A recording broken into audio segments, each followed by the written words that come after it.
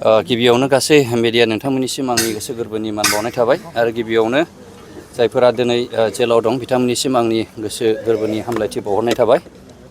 नंगौ एनडिएबिआ 34 years movement खालामबोदों। दा बेनि गेजेराव फैयै फैनानै 2020 2020आव 27 तारिख जानुवारियाव जोङो मोनसे एकर्ड खालामबाय। बेखौ गासैबो बुहुमनि मानसियाबो मिथिगौ। जोंनि बड'लेण्ड हालामनि रायजो राजा उन्दै गेदेर गासैबो बोराय बुरै बेखौ मिथिगौ।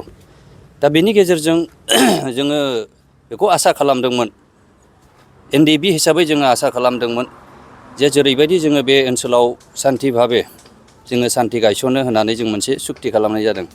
आरो बे मेन उद्देश्यआनो जाहैबाय दिनै जेनाखि नोंथांमोन सोंनाय रन्जन दैमारि सारनि सायाव दाखालि जेनाखि 27 तारिखआव मोनसे जाजमेन्ट होदों, बेखौ जोङो एनडिएबि हिसाबै जों गोरलैयै गनायनानै लानो हायाखै। आरो बेखौ जोङो सिन्था खालामनानै बिथांनि सायावल' नङा, जोंहा गोबां बेवहाय 74 जन टटेल जेलाव दाबो दङ। बिथांमोना माखासे कनभिक्टेड आरो माखासेया ट्रायल जागासिनो। दा बेफोरखौ जोङो नुयोब्ला आं सानो जे जेरैबायदि सान्थिनि गेजेरजों जों मोनसे सुक्ति खालामदोंमोन, बियो मोनसे ओंथि गोनां जायाखैखौ आं नुदों। दा बेनि सायाव जोंनि जेनाखि सान्थि बड'लेण्ड हालामाव जेनाखि सान्थि फैबाय, बिनि मोनसे बबेबा षड़यन्त्रआ हयथ' जानो हागौ जोंनि गेजेराव असान्थि खालामनायनि मोनसे षड़यन्त्र खालामदों, जों बेखौ नुदों। दा सुक्ति हिसाबै जेरैबायदि रन्जन दैमारि सारखौ दसेनि थाखायबाबो बेल होनानै लांबाय, बे कनभिक्टेड जायहा लाइफ सेन्टेन्स जाखानाय मानसि, बे मानसिया बोरै सुक्ति होनो हाखो? बेनो फार्स्ट एन्ड फरमस्ट कुइसना जागोन। दा बेनिखायनो जों लुबैदों एस ए फाउन्डार हिसाबै दिनै गासै एनडिएबिफ्रा बिखायाव मोनसे अर जोंनाय फैदों आरो रायजो राजाबो गोसोआव मोनसे गाबखांनाय फैदों। दिनै सान्थि परिबेसनि गेजेराव बेबायदि जोंनि जेनाखि बर'नि जांख्रिथायनि जायहा गिबि गायसननाय, बिथांखौ दिनै बेबायदि जोबथेसालिसिम बा आरो बेबायदि दोनबाय थानायखौ रायजो राजाफ्रा मोजां मोनाखै। दा आंबो सासे एनडिएबिनि सासे प्रेसिडेन्ट, जायनि फलाव जोंनि फाउन्डारनिफ्राय जोङो गोबां रोखोमै बेबायदि जाबोबाय थादों। बेखौ जोङो बुंनांगौबो खोथा गैला। खिन्थु एनडिएबि हिसाबै दिनै बिग्रायखांनाय फैदों। बेखौ रावबो नुनाय नङा, जों नुदों आरो जोंनि दैदेनगिरिफ्रा नुदों। दा बेनिखायनो जोङो बेखौ बख'नायाव जोङो जेरैबायदि सरकारखौ जोङो नारसिननांगौ, बा आंबो सासे सरकारनि मानसि, जोङो सहायखौ जोङो खालामगोन। आरो दिनै जोङो एनडिएबिआ रियेलाइज खालामनानै जों मोनसे खौसेथिनि मोनसे प्लेटफर्माव जोङो दिनै गसंनानै जोङो मोनसे थानो हानायनि मोनसे सिमां आरो मिजिंखौ जोङो नुहुरदों। खारन जेसेबांसिम जोंनि जेनाखि जेलाव थानाय कनभिक्टेड जानाय एनआइए हाइनास क्राइमाव थानाय बिथांमोना गवागौमानि जोंनि खर' मेलेमाव आरो जोंनि जिउआव हारा मेलेमाव जों सान्थि मोननाय नङा। बेयो माने गोबां माबा जाहैबाय, गोबां मेलेम मानसि थाबाय, गोबां थट थायो, मेनि माइन्ड मेनि थट। सोरबाया बिदिबो साननो हागौ। आरो जोंनि जेनाखि सुक्ति, जाय सुक्तिखौ जोङो बुङोब्ला जोङो बेखेवनानै नायोब्ला दफाफोरखौ नुगोन, बेयाव हाइनास नन हाइनासआ अलरेडि बेहाय दंखायो हिसाबै आरो बेहा अलरेडि कनभिक्टेड जाखानाय हिसाबै दा बेयो कर्ट प्रसेसआव थांबाय थादों, जों बेखौ नुदों। थ' जिखियानो आंबो सासे गभमेन्टनि मानसि, जों नाजागोन आरो नाजानायनि प्रसेसआव दङ। खिन्थु मानसिफोरनि बुंनाय बानसावनायाथ' बहुद बुंखागोन।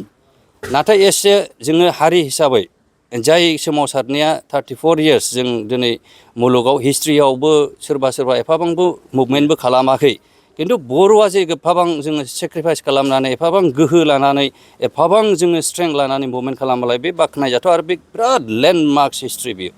आरो बे हिस्ट्रिखौ जों खोमानो गोसो गैया। दा बिथांनि सायावहाय गोबां मानसिया बुंदों, बे गावबागाव बिबेक, बेखौ एसे जोङो खम खालामलायलायनांगोन। आरो जोङो नारसिनानो जा, जों जेरैखिया जोङो मोनसे नारसिननायनि जों प्रसेसखौ जोङो लागोन आरो लाबाय।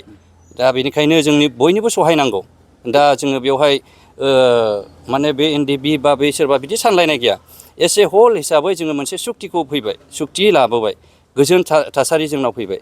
दा बे हिसाबै एस ए जाथि हिसाबै जेनेबा हमनानै ला एग्जाम्पल हिसाबै बिथाङा जोंनिफ्राय जुदि माबा जायोब्ला गोथाव खोथा, जोंहानो लस, जोंनि हारिहानो लस। सासे हिर' जोंनि हारियाव उजिदों, जों बेखौ प्रिजार्भ खालामनो लानो रोंनांगोन।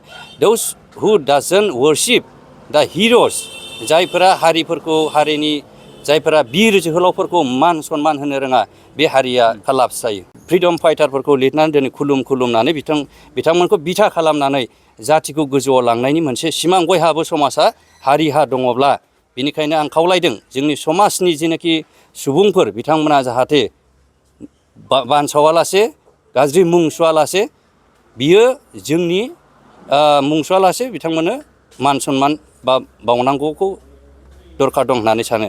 मानोना जोंनि जेनाखि दानि जारिमिन अनलि 34 years आं बुङो आफ्टार 50 years बियो सना जोंनि जारिमिन जागोन आरो बे जारिमिनानो जोंनि हारि थांनानै थानायनि आरो जों हारिखौ बे जारिमिनासो लाखिबाय थागोन। बेयाव रावबो खालामनाय नङा।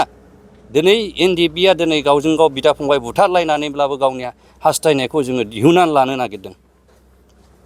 दावहायाव जायो, गोबां दावहायाव नुबाय जाथावै बुस्थुफ्राबो जायो। दा बेफोरखौ लानानै जोङो दानि जेनाखि मिडियाफ्राव बानसावनाय आरो माखासे हिर'सफोरखौ जों वर्शिप खालामनो रोङाब्ला जोङो जेबो जानाय नङा। जोङो नुयो जोंनि इण्डियाननि मुभमेन्टआवनो नाय नोंसोरो फ्रिडम मुभमेन्ट अफ इण्डिया गिदिर गिदिर लिडारफोरखौ दिनै मानो हिस्ट्रियाव जोङो फरायनांगौ बायध' जायो। बे जारिमिनखौ जाया खालामनानै लानो रोङा बे हारिया थांनायबो थानाय नङा। गथिखे बे जोंनि मोनसे जारिमिन। बेनि थाखाय जों गोग्गादोंसो जोंहा मोनसे प्राउड जोंहा मोनसे हिस्ट्रि जोंनाव फैगासिनो दङ। बेखौ जोङो मोजाङै रायजो राजाया क्लियारलि भाबे दोनलांनो नाजानांगौ आरो रेसपेक्ट होनो नाजानांगौ। आंनि बुंनो साननाया बे। Thank you. ओरैनो बेखौ जोङो दाखालि जेनाखि माबा होदों NDB हिसाबै जों मेम'रेन्डाम होनाय जादों। बे 14 सेप्टेम्बराव जों जेब्ला माबा मार्टियार्स डे जों फालिदों बे समाव जों होनाय जादों। निस्सय बेखौ जोङो एसि मिटिङाव बेखौ पास खालामनानै बा एसेमब्लियाव पास खालामनानै स्टेट लेभेलसिम हरनायनि बेखौहाय जोङो नारसिनगोन आरो जोङो जयै NDBफ्रा बेखौहाय जोङो सिदान्थ' लाबाय जे बे खामानिया जानांगौ आरो मावनांगौ आरो हारि हिसाबै हारिखौ बासायनांगौनि दायथ'आ हारिनावनो गोग्लैयो। बेयाव रावनावबो गोग्लैनाय नङा। दा गथिखे बेखौहाय जुदि अनुभब खालामनानै आरो जोंनि जेनाखि जारिमिना दाबो जोबाखै माखासेया जेलाव दङब्ला बिथांमोना गोथाङा गोथै दा। जोंथ' डिसबेन्ड खालामबाय थिगानो सरखारनि बायदि जोङो डिसबेन्ड खालामबाय जोङो संसार जाबाय गासै जाबाय। बिथांमोननि सायाव जादोंना जायाखै कुइसना बे फैगोन दा। बिथांमोननि थाखाय माबा जादोंना जायाखै दा। NDBआ जोबदोंना जोबाखै कुइसना बे जागोन ना। जों एसे फाउन्डार माबा हिसाबै बिथाङा दिनै जेनाखि मा होनोमोनलाय बेखौ डिसबेन्ड खालामनाय बिथाङा गैया। जों खालामबाय। दा बेफोरो माखासे क्लुफोर दङ थायो जायफोरखौ जोङो सिन्था खालामनानै नायोब्ला मोनो। दा बेबायदि जोङो बिथांखौ जेनाखि गनायनि नारसिननाय एसेमब्लियाव जोंनि BTRनि एसेमब्लियाव जों बेखौ मावगोन। खिन्थु जों बेखौ लुबैदोंमोन जे हम मिनिस्ट्रिनिफ्राय लानानै जोंनि स्टेट गभर्नमेन्टनिफ्राय लानानै मोनसे जों ग्रेसखौ मोनगोन होननानै जोङो आसा दंमोन आरो रायजो राजाफ्राबो बेखौ नेनानै दंमोन। दाबो निरासा जायाखै।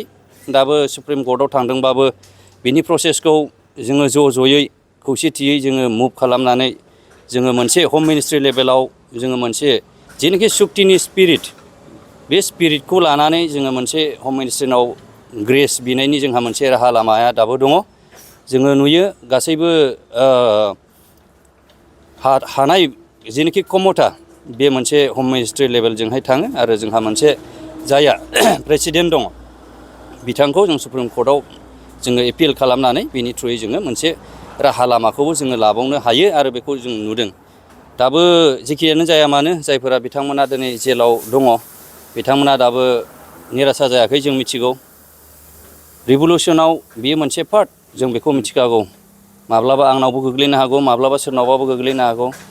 We are welcome date. जों बेखौ बरायनानै लाखानाय जों गासै सुबुं। खिन्थु बेनि गेजेरजों जोंनि बिखुङाव मोनसे गिदिर उद्देश्य दङ। बे उद्देश्यआनो जाबाय रायजो राजानिमोन आरो जोंनि बे सुक्तिनि जोंनि बिखुङाव दङमोन सान्थिनि थफ्ला दंमोन। बे सान्थिनि थफ्लाखौ जोङो बुफुरना रायजो राजानो सान्थि भाबै दिनै जोङो रायजो जानो बिदा फंबाय अनलायनो जोंनि गेजेरावहाय मिनि खुसियै जोङो नुलायलायनो आरो जोंनि बड'लेण्ड हालामखौ जौगानायनि जों मोनसे बे थफ्ला दंमोन।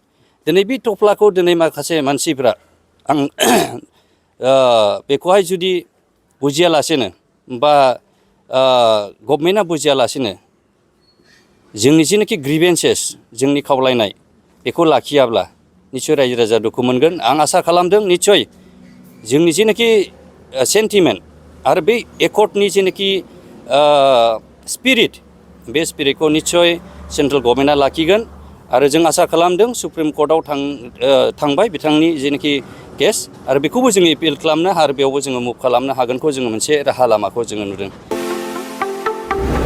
बाजाज कम्पानिनि गुबुन गुबुन रोखोमनि बाइक सालायनो मोजां मोनग्राफोरनि थाखाय मोनसे गोजोनथाव खौरां। ब्रह्म अट'मबाइल्स एबा बाजाज श'रुमआ लाबोदों नोंथांनो दुर्गा फुजानि स्पेशल अफार। ब्रह्म अट'मबाइल्स एबा बाजाज श'रुमआ उदालगुरि जिल्ला रौता सारियालियाव दं। खोब खम बेसेनावनो एबा 9,999 डाउन पेमेन्ट होनानैनो नोंथाङा बाजाज कम्पानिनि गुबुन गुबुन रोखोमनि बाइकफोरखौ लानो हागोन। बाइकजों लोगोसे स्पेशल गिफ्ट पेकबो मोननो हागोन। स्पेशल गिफ्ट पेकआव हेलमेट आरो 5 लिटार पेट्रल हरनाय जागोन। बेजों लोगोसे गोजाम बाइक आरो स्कुटिफोरखौ बेयाव सोलाय सोल' खालामनायनि खाबुखौ मोनगोन। गोबांथार फोरमानलाइसि होनांगौनि गोनांथि गैया। स्पेशल अफारा 27 सेप्तेम्बरनिफ्राय 8 अक्ट'बरसिम सोलिगोन। गोबांथार मिथिनो थाखाय 9101541183 936553188 आरो 9957318292 जानबुं अनजिमायाव जगाजग खालामहरनो हागोन।